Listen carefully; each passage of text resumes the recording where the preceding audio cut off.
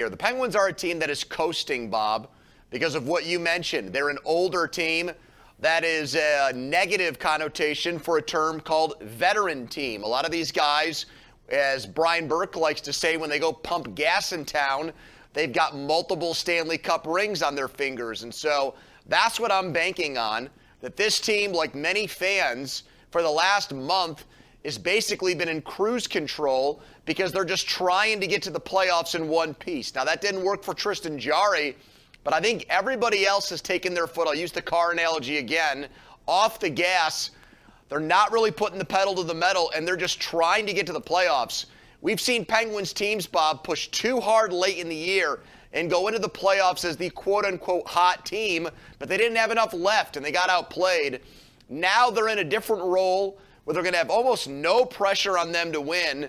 They're not going to go in as a favorite, and I'm looking at it glass half full that that's going to be a positive thing for the Penguins in the playoffs. Well, I can see that, but I don't necessarily concur. I just think their play overall has been just trending, as I said, in the wrong direction. You may say it's cruising. By the way, the injury situation reoccurred tonight with Jason Zucker. He left the game and never came back. Yep. I didn't hear an explanation as to why.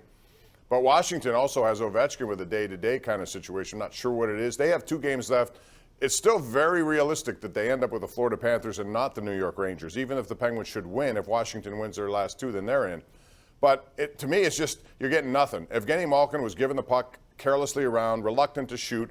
I don't know what Malkin to expect in the playoffs. If it's this Malkin that I see, the inconsistent, the good/bad Malkin, which means he's going to make some bad plays that can kill you in a playoff, then I don't see their chances of being very good in the first round if this sort of thing continues. Well, I think Malkin's a very hot and cold player. He's extremely mercurial. Last year he was hurt at the start of the playoffs, came back, and from a production standpoint was one of their better players, but it was too little too late against the Islanders. Bob, I will ask you to go on the record. Based on that Malkin analysis we just heard, it sounds to me like you might feel like it's actually in the Penguins' best interest to go their separate ways with Malkin this offseason. Is that how you feel? That if he's going to command $8-9 million again, you'd rather say thanks for the memories, Evgeny? Is that what I'm hearing?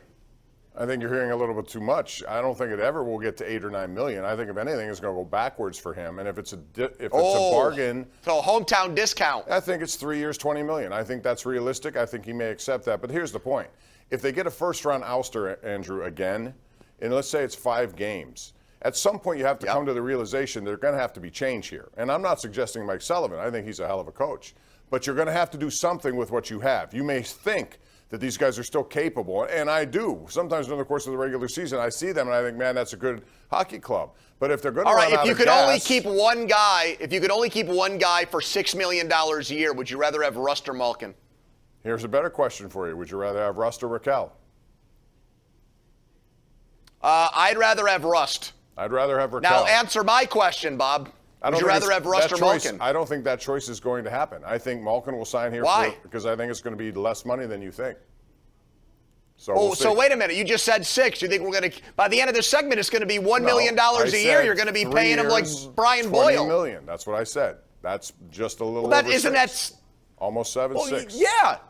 Well, you said it less 9. Than I. Well, what do you think it's going to cost? What do you think it's going to cost to sign Brian Rust? 6. Probably. So would you rather have Rust at $6 million or Malkin at $6 million? I think there are a lot of choices I have to make. I'd rather, at this point, have Malkin still, but I got to see what I know he can do consistently, and I haven't seen it. By the way, I'd rather have Rust. Rust has been in a real massive slump, if you haven't noticed. He hasn't done anything for the last 2.5 weeks. And if that's the way he's going into free agency, it may change. We're way over. We've got to take a break. We've got calls coming up, 412-575-2600.